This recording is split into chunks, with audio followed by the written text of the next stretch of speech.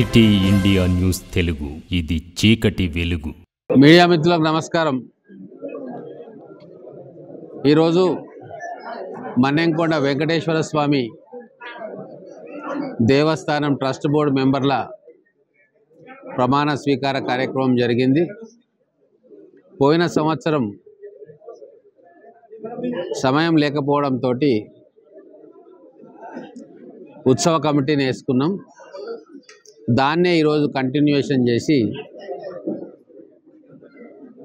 ఆలయ ట్రస్ట్ బోర్డుగా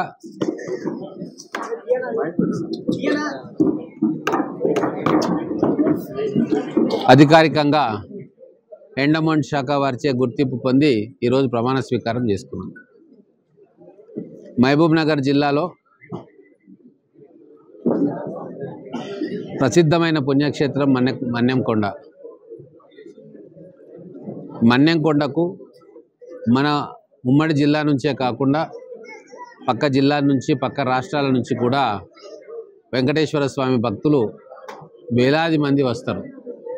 ముఖ్యంగా బ్రహ్మోత్సవాల సమయంలో లక్షలాది మంది భక్తులు వచ్చి వెంకన్న స్వామి దర్శనం చేసుకుంటారు.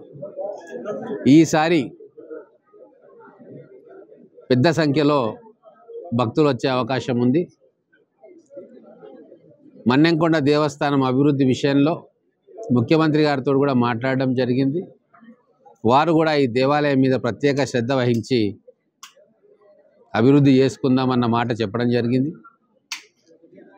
అన్నమాట ప్రకారంగా హైదరాబాద్ నుంచి అధికారులు వచ్చి ఇక్కడ చైర్మన్ గారు, నరసింహారెడ్డి గారు, మిగతా పెద్దలందరితో కలిసి ఒకసారి ఒక రౌండ్ విజిట్ చేసినారు. కొన్ని ఎస్టిమేట్స్ కూడా తయారు చేసిండ్రు. భక్తులకు కావాల్సిన సౌకర్యాలన్నీ కూడా ఐడెంటిఫై చేసి ఏం చేస్తే బాగుంటుంది అని చెప్పి ఒక ప్రాథమికమైన అంచనాకు వచ్చిండ్రు. దాదాపుగా 130 కోట్లతోటి అంచనాలు చేయడం జరిగింది. మళ్ళీ నేను 2-3 రోజుల తర్వాత ఈ హడావిడి తగ్గినాక మళ్ళీ వచ్చి నేను, చైర్మన్ గారు, మిగతా పెద్దలు అందరూ మళ్ళొకసారి మొత్తం తిరిగి ఇంకా ఏమైనా ఫెసిలిటీస్ మనం చేయొచ్చా,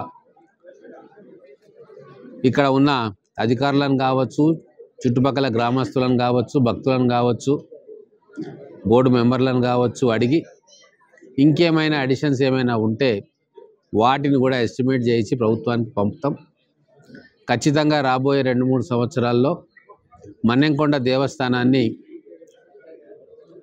బ్రహ్మాండంగా అభివృద్ధి చేయడానికి ప్రణాళికలు, ఎస్టిమేట్స్ చేయించడం జరుగుతూ ఉంది.